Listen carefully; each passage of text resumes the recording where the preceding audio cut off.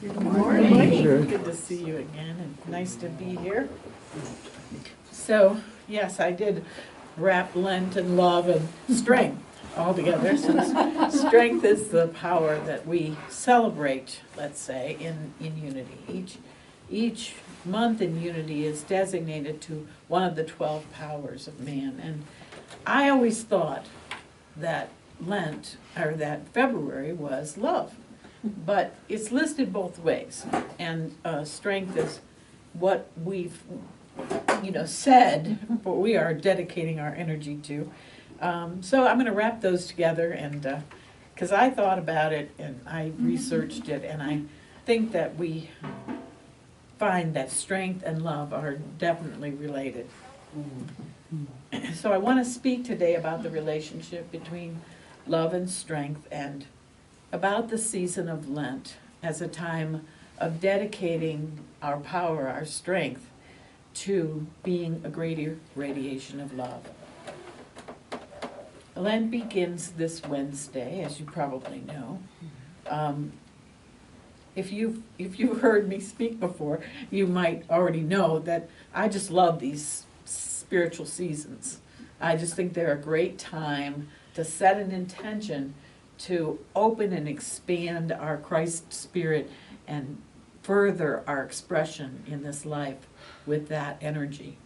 We're moving with the current when we take these seasons and we use them as a time to grow and find our greater alignment with the Christ energy. So today I'm suggesting that as individuals and as a community, we make an intention. And we do have a little card this week that says, I set the intention to let love be the power that moves me. So I offer that to you. So Lent is the season that precedes Easter.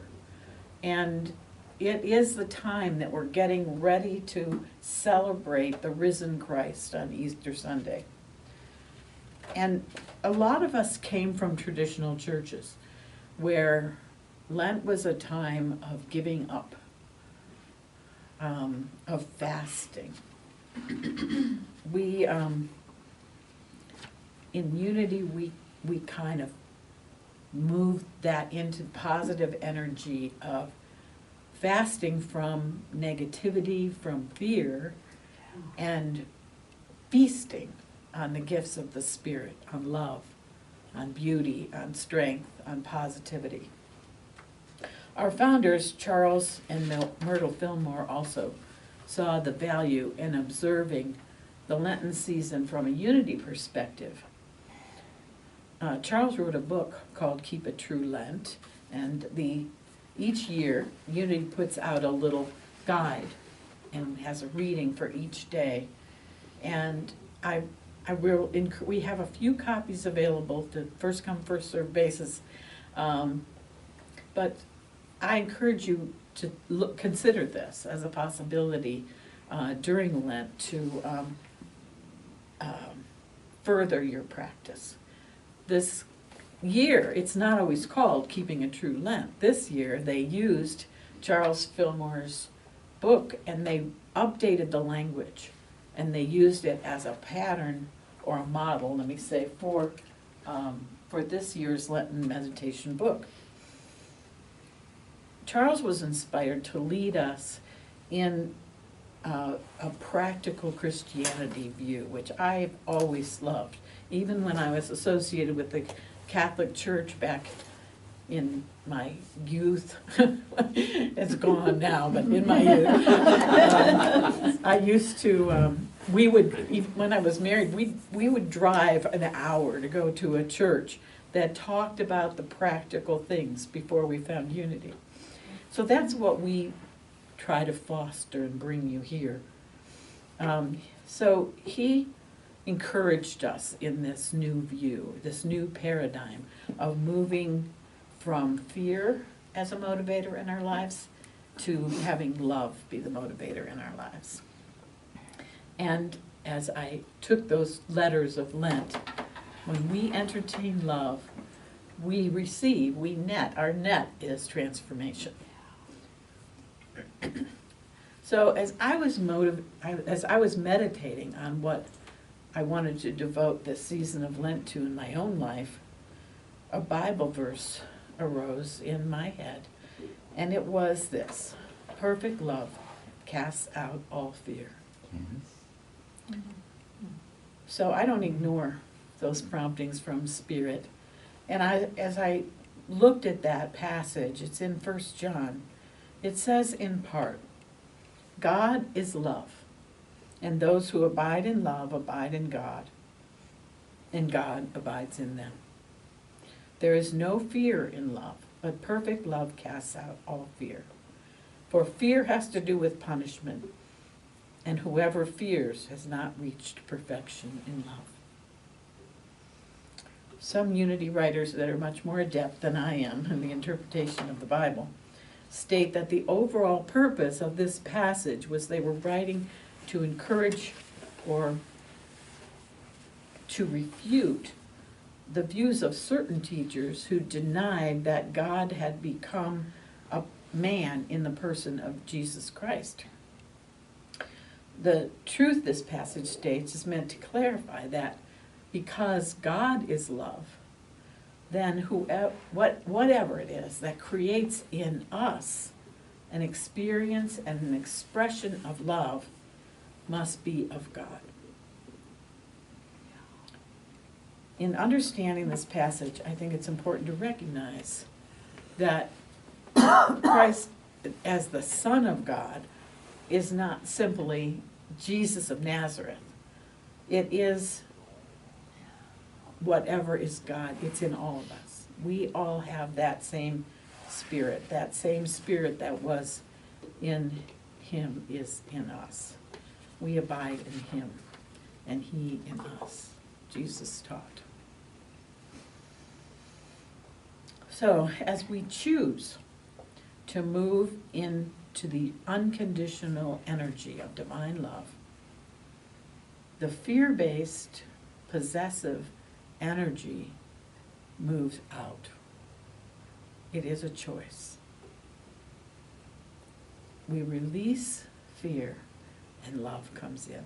Love flows through us. Fear is eliminated, and then we can feel that we are expressing that Christ self that is us, and we feel that alignment with our true purpose.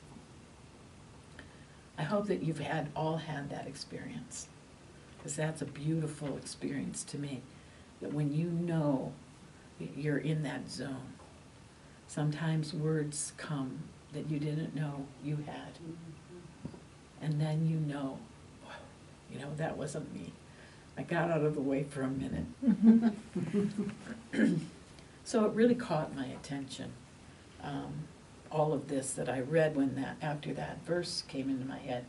It really caught my attention because I'm aware that fear can rise up in a lot of areas. Is there anyone else here that experienced fear anytime in their life?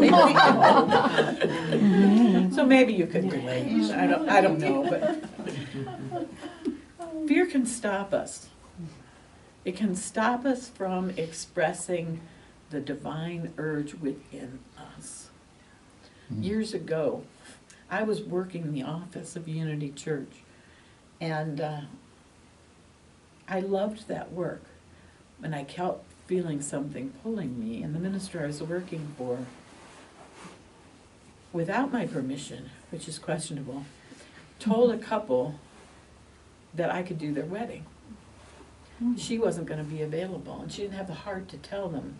And she said, well, Cheri's available. She could do it. I was stunned. I think she was out of line. However, I was quickly gotten a license to perform weddings in Ohio.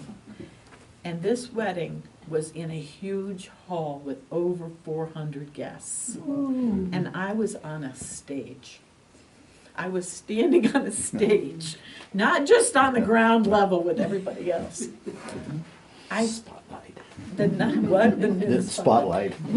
In the night before, I literally thought I was going to die from anxiety and fear. But I walked into that church, and I still get chills. And as soon as I began ministering and talking to the bride and the groom and supporting them, you know, the fear went away. And, you know, what I needed was given to me to do that. I also had an experience at my former church in Ohio. We had a wonderful music director, and she had contact with a lot of professionals in the community, and so she would bring in soloists. And she brought in this soloist. I wish I could have her here for you now. She had that strength and that spirit when she sang. The whole community was lifted up. It was like a gospel uprising, you know. She just touched every one of us. And I was so surprised when I talked to her to hear that she was afraid for years of singing in public because she thought she wasn't good enough. What a loss it would have been for us if she hadn't stepped beyond her fear and allowed that spirit to come through. In the Unity Classic, Lessons in Truth, Emily Cady says this, and I love this. Listen to this paragraph. Keep in mind that each living soul in all God's universe is a radiating center of the same perfect one, some radiating more and some less, according to the awakened consciousness of the individual. If you have become conscious of this radiation in yourself, keep your thoughts centered right there. And the Spirit of the living God will radiate from you in all directions with mighty power, doing without noise or words a great work in lifting others. And didn't our music today talk about that? Mm-hmm. So this is what happened for me and for all the people that got to hear this beautiful soloist sing. She had accepted her gift. When she expressed it, she moved past her fear, and with strength, we were lifted up by the love energy that flowed through her voice. Each of us has the same ability to do this. In some area of your life, you have that within you. We know that when we have a conviction in our hearts, the energy to move is supplied. Sometimes we just have to take a step. We just have to show our willingness to move past the fear that closes our hearts and stops us. We just take a little step, and then the floodgates open up. Love is the energy that moves us, and love is the energy that gives us strength. Sometimes we move in this world as if only the logical is important. We make decisions about our life in what seem like practical ways. And while there's a great deal of room in our lives for practicality, if we ignore our hearts, we may find ourselves feeling lost. We might find that there feels like there's no meaning. When we feel lost and without meaning, we're much less likely to contribute in a positive way and create life that is fulfilling for us and a blessing to others. So to my way of thinking, the power that most supports, or a foundation, let's say, a foundation for this practice is then to work on loving ourselves. Louise Hay wrote a great deal about this. She said that every complaint, no matter what problem was presented to her, when people came to her for counsel and guidance, every single one, she worked on loving the self. That was her focus. She calls love the miracle cure. When we really love ourselves, everything else in our life works. If anybody else is like me, again, there's a little bit of tension that comes when we say love yourself, right? We're going to work with that in meditation today. So just remember that as we move on. It's normal. I mean, we just haven't been culturally led to love ourselves and feel free in expressing who we are and know the value that each of us have. But Spirit created each of us to be exactly who we are, and we have to remain true to that in order to live in harmony. Our lives are strengthened when our energy is undivided. Spirit lives in each of us through our unique personalities and our special gifts. We were created as an outlet of good. We are all an outlet of good, and Spirit encourages us to live honestly and act courageously and to express our unique gifts. So my suggestion to all of us today is to make a commitment to focus on expanding that quality and the capacity for love, starting with loving ourselves and dedicating this Lenten season to that. I further suggest that each of us find a book or a practice, maybe a meditation practice. Maybe it's just a simple prayer, or maybe it's the Unity book, Keeping a True Lent. But find something to focus on during these 6 weeks that will remind you and encourage you and support you in being a greater expression of love.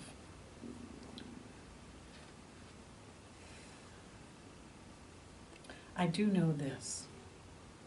If you simply, sincerely ask in the silence for guidance from Spirit, what it is that is meant for you to work on, or, I don't like that word, expand during this season, I know you will receive your answer, and it will be your perfect guidance.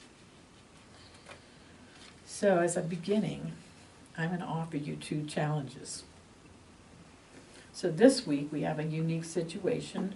Wednesday is Valentine's Day, and it's also what they call Ash Wednesday, the first day of Lent. So I'm going to ask you to consider this week performing one random act of kindness anonymously. As you consider that, you might feel some resistance come up. Some of that might be our own resistance to giving and receiving love. I invite you to do it anyway. Just take that step, move past that resistance, and perform that random, anonymous act of kindness. The second challenge is probably harder. Take time this week to write yourself a love letter. Every one of us just basks when we're praised and we're loved. But we haven't really had much experience in doing that for ourselves. My mother would have said it's conceited. But I think that we're all mature enough in our faith that we can find this love in this, find our own preciousness. If you're uncomfortable, you can think about it as if the divine is writing this letter to you, and you can start it out, my darling, my dearest one. And then let whatever comes come from Spirit. Come from that center, that creator, that place of unconditional, unending love. None of us has much experience with self-acknowledgement, so here again, you might feel that resistance, and again, think about using the practice we're going to do in meditation to just allow yourself to move past that resistance and do it anyway. So everything that I've said to you today and our music that Deb so beautifully chooses every week is meant to foster a deeper expression and experience of love. Love for the unmarred beauty in each and every one of us.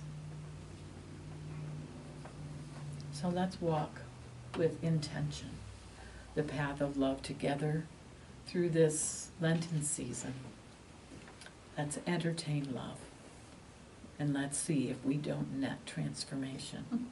And throughout this time, I'll be speaking to you again a month from today and then on Easter Sunday. So if any of you have stories or your letters that you want to share, I invite you to do that. I've done it in the past with other communities, and it's all anonymous if you want it to be.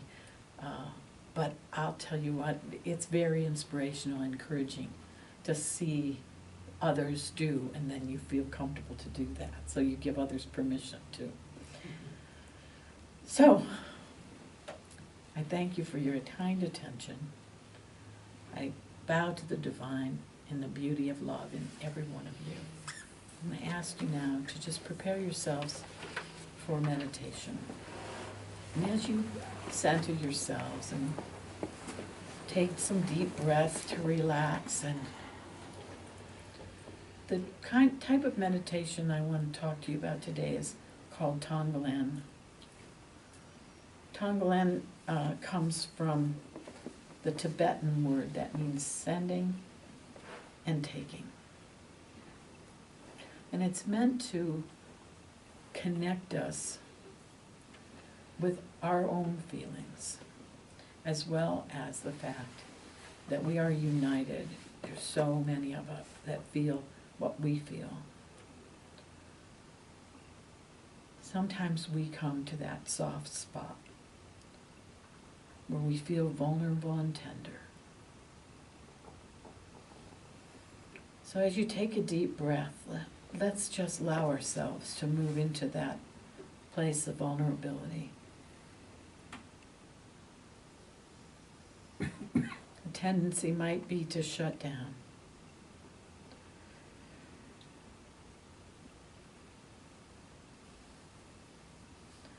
Now we want to breathe into that tightening, taking in any discomfort, any pain, breathing that in, and then breathing out spaciousness and relief.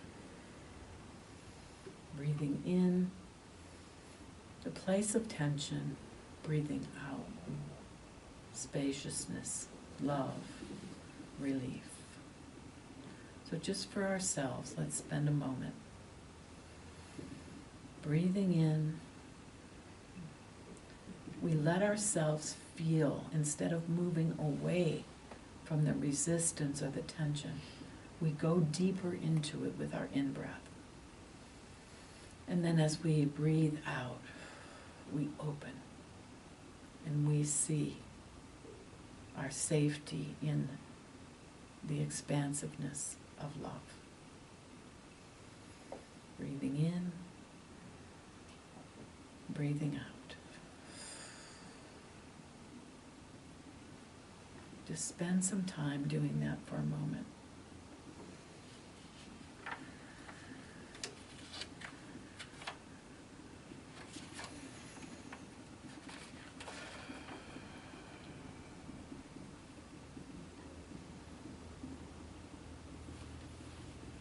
Breathe in with the awareness of wanting to release the tension, and breathe out well-being, relief, and clarity. accepting whatever is agitating, and with kindness, exhaling spaciousness.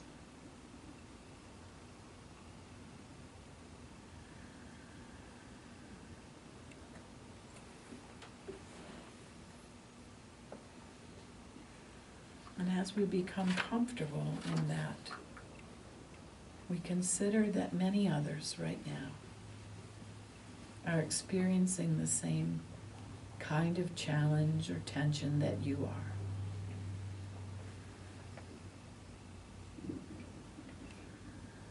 As we connect with that, then, we move into breathing this meditation for ourselves and for those that are connected to us in this moment.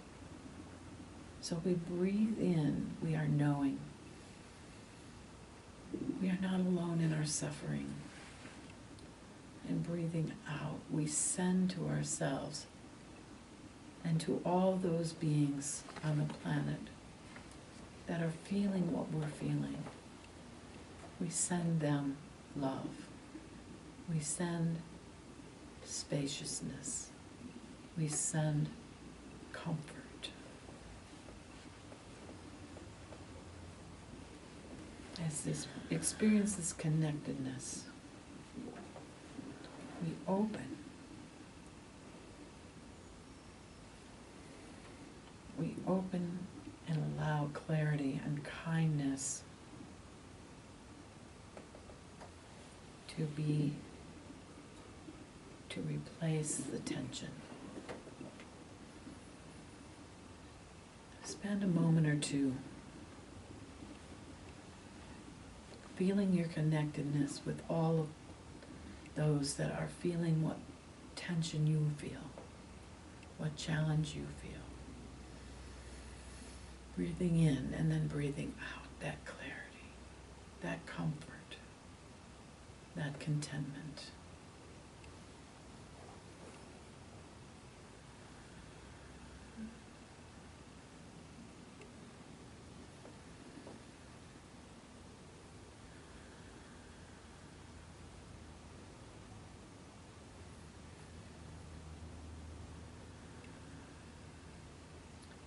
And then within yourself, send out a namaste. Salute the divine within yourself. Recognize and send support to the divine in every suffering being.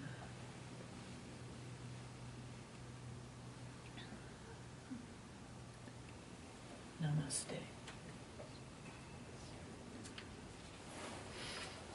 Bring yourself back at your own pace to this moment, to this